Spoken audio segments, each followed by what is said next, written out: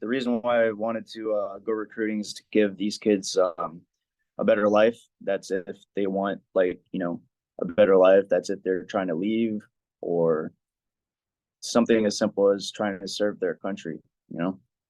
And that's really the reason why I did it. And it's really a gift to see somebody go through the process and witness them graduate and be proud that they did something. You know what I mean? Because it's not an easy task joining our armed forces. Welcome to Your Story Doesn't End Here, the mental health podcast of military and veterans who refuse to be silenced. I'm your host, Rachel, and my mission with this podcast is to be a voice for those who don't have a voice, bring awareness to mental health issues, provide value and solutions, and to change the culture when it comes to mental health within the DoD organizations.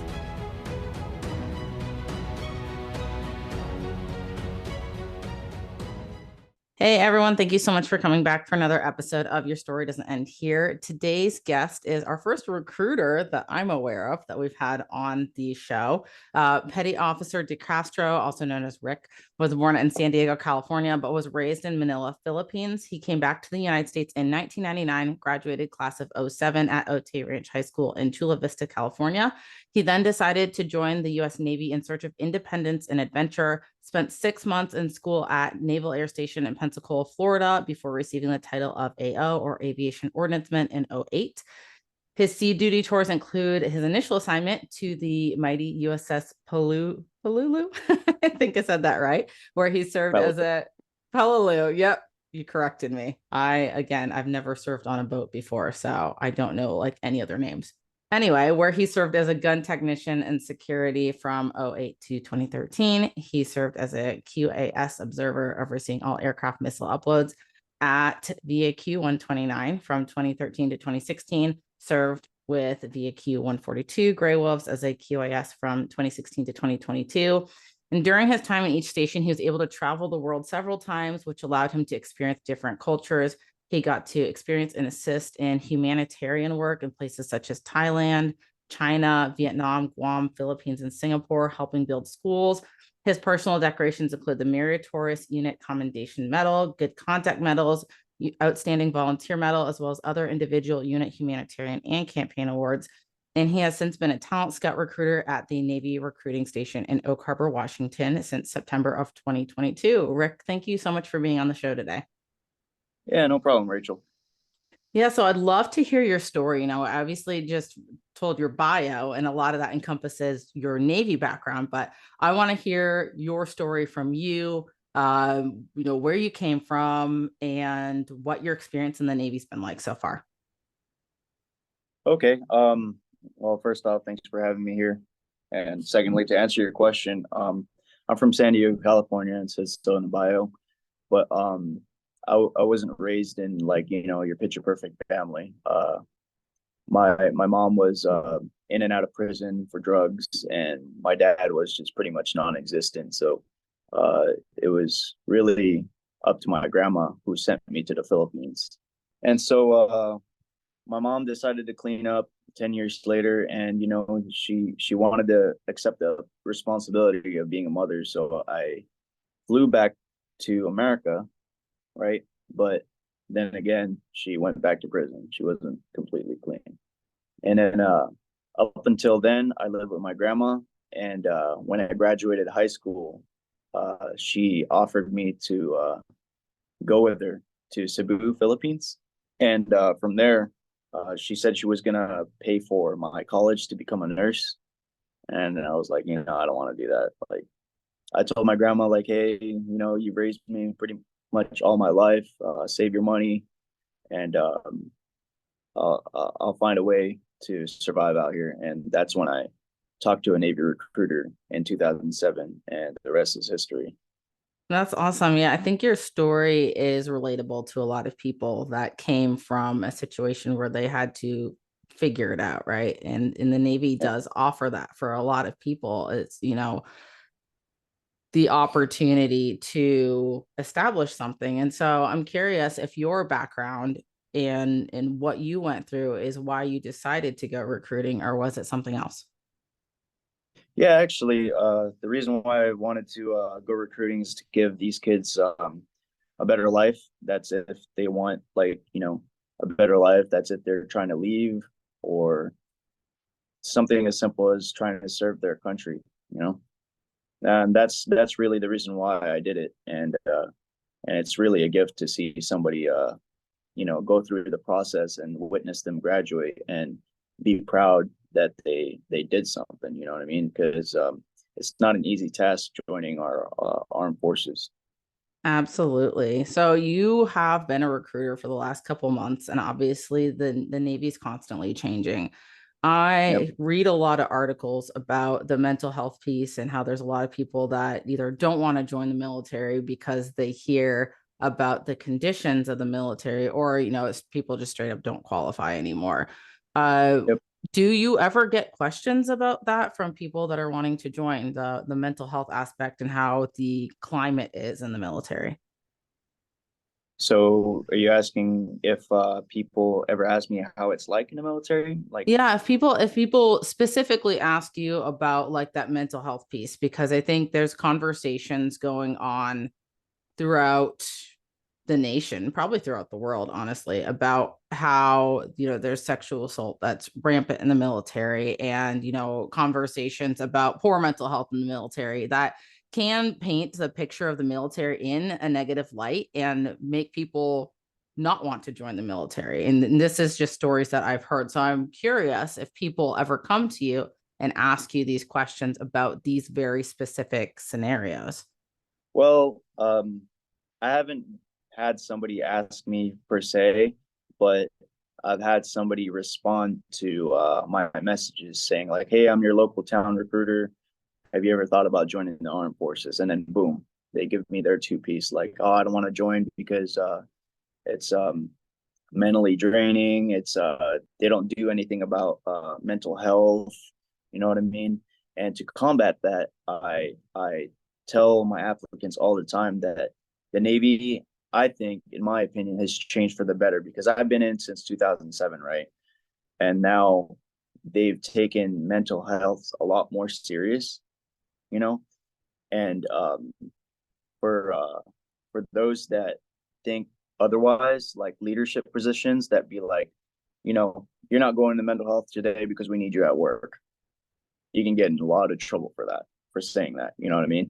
So I combat that by telling them that there are correct resources out there. There's like, you can't just say you're depressed and not do anything about it. You know what I mean? You have to seek help, and that's very looked at in the Navy these days. And I'm not too sure if it's all across all branches, but the Navy definitely takes that seriously. So So that's what I respond to their kind of like, what would we call it here in the recruiting world? It would be called like an obstacle, you know. okay, so obviously you served some time in several different commands. And remind me what your rank is again? E6. E6. Okay. Were you in the E6 position on any of your last commands, or did you more recently make it in recruiting to that position? No, my last command, I spent about half my time there as a first class. So Okay. Okay. So I'm curious if when you were at your commands in really any rank, if you ever came across people that were dealing with mental health issues and maybe came to you and talked to you about it, or maybe you heard through the grapevine, or, oh yeah, even yeah. okay. I like to think of myself as a very approachable person, and I'm very friendly. So a lot of folks from like Master Chief on down come to talk to me for like pretty much like advice in general. You know what I mean? Like, hey, Rick, what should I do about this? You know what I mean? I've come across a lot of people that I've kind of rerouted to a counselor on base, and I can honestly say that it worked for them, for the better. They're doing a lot well now. I'm not going to say any names, but I had a friend who came to me saying that I don't like the way my leadership skill is going, because a lot of the personal stuff that's been happening in his life has been leaking onto his workplace. He was in a leadership position, right? And all of his workers were miserable. And so he came to me for advice and was like, dude, you can't leak your problems onto your workers. That's a no-no. Like, you need to actually see a therapist and let it all out there and begin move forward because, Absolutely. Yeah, that's awesome. I'd say all the time that not every command in the Navy is bad. And there are people that have really good experiences and have good leadership and have people in place that do route them to the correct resources. Unfortunately, yep, that's not everyone's experience. And I think I see, because I see you post on social media about obviously doing your job as a recruiter, about the Navy all the time, and you get a lot of backlash from it. Well, a yep. lot of time from salty veterans. Uh, And I how do you combat that? so how do I combat that? Not the way I want to, that's for sure. But in a professional setting, I have to remain professional. You know what I mean? And my philosophy is just combat these salty veterans or maybe even civilians that have something against the military. I combat that with kindness, right? Or maybe some comedic relief. You know what I mean? And kind of make light of the situation. Yeah, yeah, absolutely. No, that's awesome. Not everyone has the ability to do that. So I think Oh yeah, that you're definitely have some strong shoulders in the recruiter position because yeah, you do. I mean, there are, especially in an area that's so military heavy. I think that a lot of people, everyone has their different unique experiences, and not everyone has a positive experience. So, they will bring a lot of that, especially onto the internet. Now, I'm curious if, because obviously the military is not perfect, there are things that can always be improved. mhm. So, from the standpoint of you having served as long as you have, and maybe I'm not sure. I'll let you answer this question. I'll leave it up to you because your experience is different than people that have had a more negative experience with mental health. But what would you improve if you were in the position where you could improve mental health, whether that be from a culture standpoint or a medical standpoint, or you just had free reign? What would you improve? What would I improve? I definitely have more of repercussions for those that don't allow their junior sailors or even senior sailors or peers to seek out mental health due to work. You know what I mean? Like, I would definitely implement more repercussions for that because not a lot of people in other commands get away with so much. They get away with so much saying like, hey, you can't go see mental health today because you have so much work to do. Yeah. You can't see mental health today because you're a man. You can't go see mental health because you're a woman or you're a master chief. Like, suck it up. Like, there needs to be something done about that. And Yeah. there's this stigma that if you seek out mental health, it's considered as weak. You know what I mean? And that stigma just needs to go away, and there needs to be more repercussions for people that don't allow others to seek out mental health. So that's what I would do. Absolutely. That's a phenomenal suggestion. Do you, in the recruiter position, do you get leadership training ever?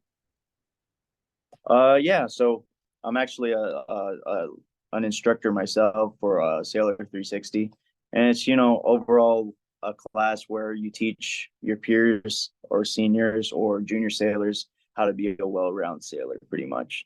So I mean, do they teach me classes like that? Like, every now and then, but I'm usually the one teaching that class. Okay. So for Sailor 360, because I never fully understood exactly what that was when I was in, can Yep. you explain a little bit more what all that encompasses and who that is directed towards, what group of people that's directed towards? So Sailor 360 is designed to it says it in a title, right? 360. It's like all around great sailor. You know what I mean? The path, teaching sailors the path to success, pretty much, whether it be financially, morally, or physically. It can be any topic I choose, but I usually go with like my recommendation box or email, like, hey, petty officer, this is what the next class should be about, and I think it'll be beneficial for the class because of this, you know. Okay. So where do you, when you are training these classes, where do you get the training from? Is it just research that you do, or do you bring in like an expert on the topic, or how does that work? Yep. Usually, if it's financial class, I'd have like a financial advisor from like Navy Fed or something like that. If it's mental health, I'll have like a captain from, you know, medical come by and do a presentation. Or physical fitness, I'd have like ACFLs, which is our command fitness leaders, give some pointers, you know what I mean? And maybe some of the coaches over there at the gym and on the naval base, Okay. because you know those can only do so much. Right. They're not like trainers per se. Right.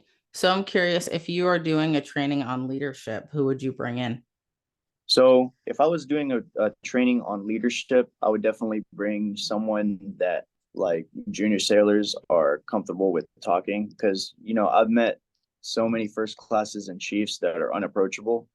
But the other half to that is there are leadership positions where you can just talk to them like they're your brother, your sister, your mom, dad. You know what I mean? And those are the type of people that I kind of tailor to come to my classes to teach about Okay. leadership. You know what I mean? Yeah, Because and go it ahead. is a new navy. You know what I mean? It's not the old navy where you know you have to scream, yell, and that's it. Like, you know, Right. there's more. You know what I mean? And I think a great leader is someone that's like approachable, pretty Okay. much. Okay. So the leaders that you bring in, would they be other members of the military typically? Yeah, other members of the military or sometimes even veterans. Yeah. Okay, cool, awesome. So you talked about the new Navy, and I want to touch on this because of the unique position you're in, and I'm going to keep going back to this. You are a recruiter, so you see things that other people in the military may not ever see, right? You see people from the very, very beginning of their journey, and you know I'm still friends with my recruiter on Facebook and social media, and I joined in 2014 is when I dipped in. I mean, you could potentially be a part of someone's journey for the rest of their life. So when we Oh, yeah. talk about the new Navy versus the old Navy, how do you tailor the conversations that you have with either someone wanting to join, someone in the delayed entry program, or even junior sailors that you come across? Do you change the way that you approach conversations or leadership with the quote unquote new Navy versus how you would have talked to someone back in, the older quote unquote Navy in like the early 2000s? Oh, okay, okay. Yeah. So recruiting, I think not a lot has changed, because the way the process goes now was the way I kind of joined, you know what I mean?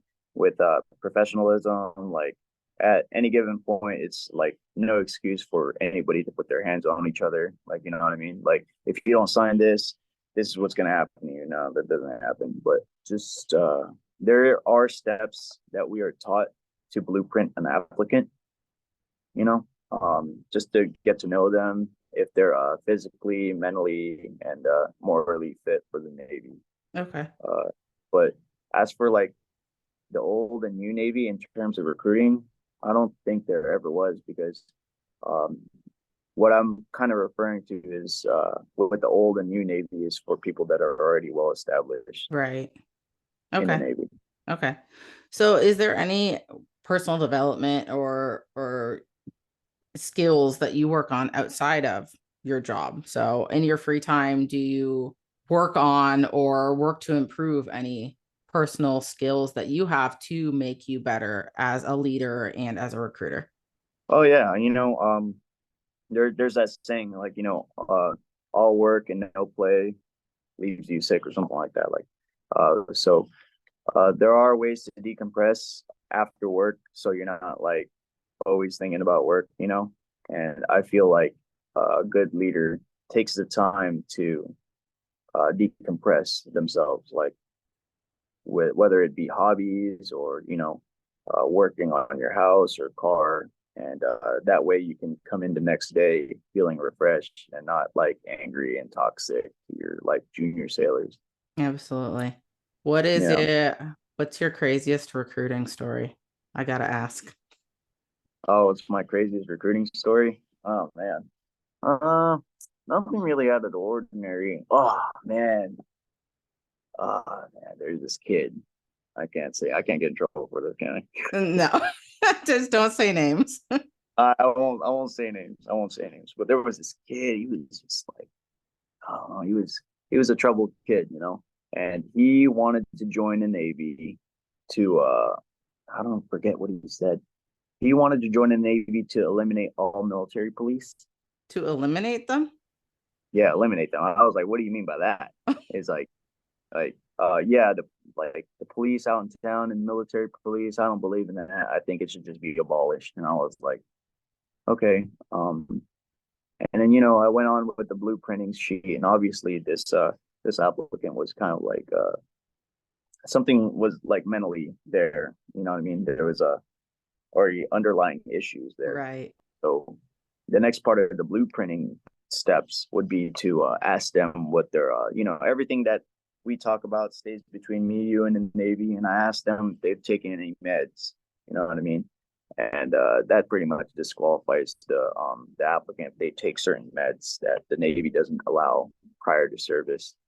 But I think that was about the craziest time. And then he spent about 45 minutes drawing a picture in front of me, and it was like a bunch of cops on fire or something like that. Oh, And I'm wow. like, okay, cool. You're like, this is not the job for you.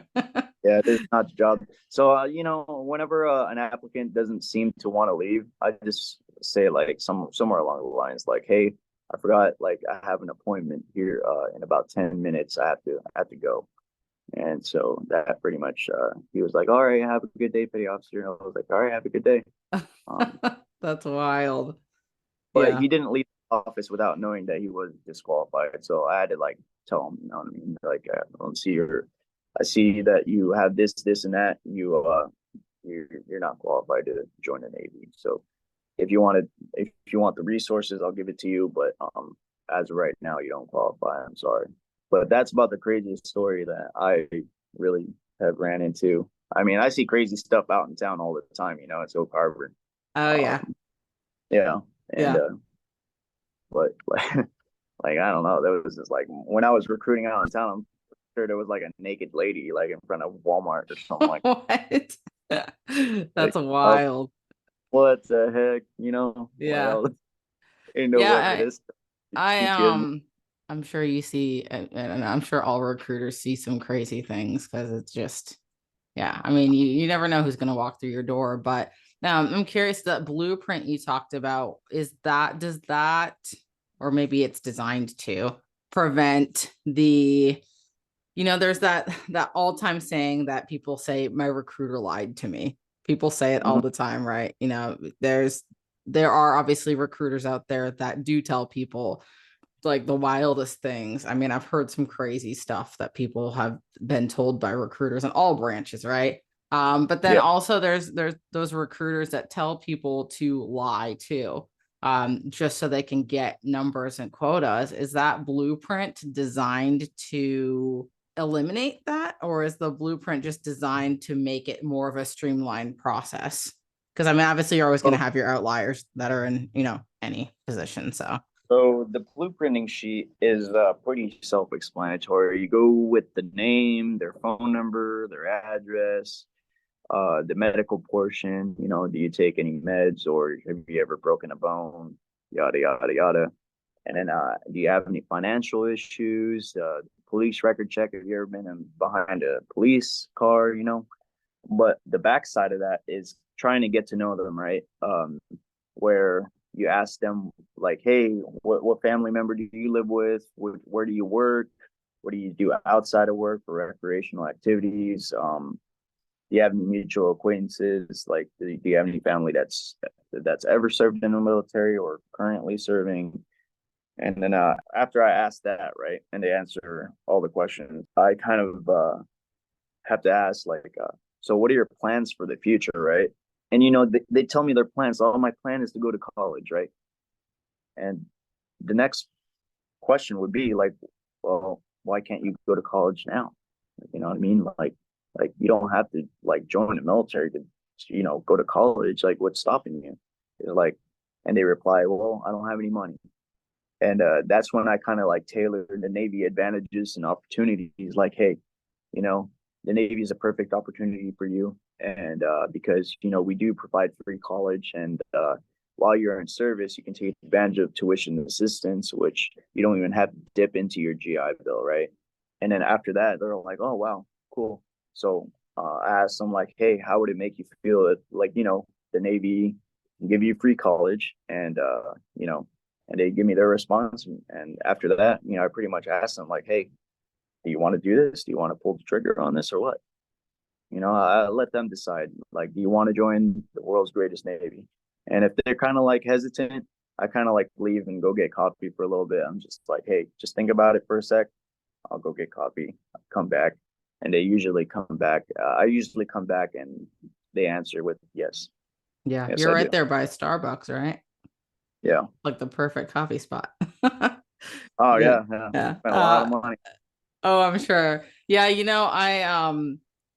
it's interesting because the recruiting process sounds so much like sales and what they train in sales. And, the good sales trainers, I should say, that teach you that the people come first, right? Like you're not there expecting an outcome, but you make it about the person that comes in. You get to know the person that comes in. And so it's really interesting to me that process is really tailored towards almost the same blueprint that like sales is. And but that's a good thing, because at the end of the day, it really is about getting to know people and making sure that it's a good fit. Because I think that back in the day, there were bad apples that joined the military. They used to get people from either prison or military, pick one. Yep. That was a thing back in the day. Yep. And you end up obviously getting people that probably don't belong in the military when you're giving them a choice between prison and the military. I don't think they do that anymore. I hope not. Yeah. You would know better than I would, but I'm going to assume that they don't, because No, they don't. But yeah. Depending on the felony, we do accept felons, but there's a process to that. It's lengthy. They have to get interviewed from like the highest chain of command here in the recruiting district to all the way down. Like, you know what I mean? So chances are they're not, but Yeah. chances are maybe, Yeah. who There's a knows? waiver for everything. Yeah. So that's what they told me when I joined. But no, that's you definitely provided a lot more insight into that in the process, and what you do on a day-to-day basis, and why you care so much about what you do. And I think that's amazing that not everyone's story is a negative story in the military. And I think it's important to talk about the positives too, because Mm-hmm. there's always two sides to everything, right? I mean, there's going to be that negativity and there's room for improvement. And I truly do believe that there is tons of room for improvement in the military, because there's always such a diverse group of people coming in, and you do still have a little bit of that old Navy versus new Navy, which adds that separate dynamic into things. But yeah, I really, really appreciate you coming on and talking about yourself and talking about what you've been through and what you're currently doing in the military, and how that all relates to mental health as well. The last question that I typically ask my guests is, what last words do you want to leave with the listeners? So I will leave that with you, and then we'll wrap this up. Oh, okay. Well, with the listeners, right? Whether you're a civilian or a military member, don't let the stigma win. You know what I mean? Take care of yourself always, mentally, physically, morally. Don't ever put yourself in a situation where you can't get out of. And that's it, really. Awesome. Well, again, I appreciate you being here. Thank you for taking the time to just share a different perspective that we haven't heard before on the show. And hope to follow you throughout the rest of your career. Oh, I did have one other question for you. What's next for you? Where do you see yourself going with your career and after the Navy? Oh, man. Well, after the Navy, I'll probably work at Safeway. Yeah. Why Safeway? I don't know, just like a normal job, just Yeah, go in, bags, some groceries, take care of the cash register, and then go home. simple. I Yeah, like it. simple life. All I right. want want to like, spend time with my kids, obviously, and work on my house and garden and, just live the rest of my life in peace, really. Yeah. Yeah. Take back that time that you gave up so much of. I just did an episode on the sacrifices that we give up in the what we've truly sacrificed in the military, and time, family is definitely a huge thing. So Yeah. no, that's awesome. And then how much longer do you have before you get out? Do you know? So I retire in 2027. So that's Okay. like around. So. Coming up soon. That's cool. Well, hopefully you'll be around here and we can follow you throughout the rest of your journey and when you get out. And I'd love to have you back on the show after you get out to do a follow-up episode because I like to have people back on. So we'll stay in touch. Yeah. And Yeah, of course, Rachel's one of these days we should grab a coffee or something. Absolutely. Well, appreciate you being on the show. Thank you for taking the time to listen in today. With your support, we are able to increase awareness of the mental health issues affecting service members and veterans today with the goal of creating positive change. If you got value from this episode, please take 30 seconds to subscribe and share this episode within your own network. Until next time, remember, your story matters, your mental health matters, and your story doesn't end here.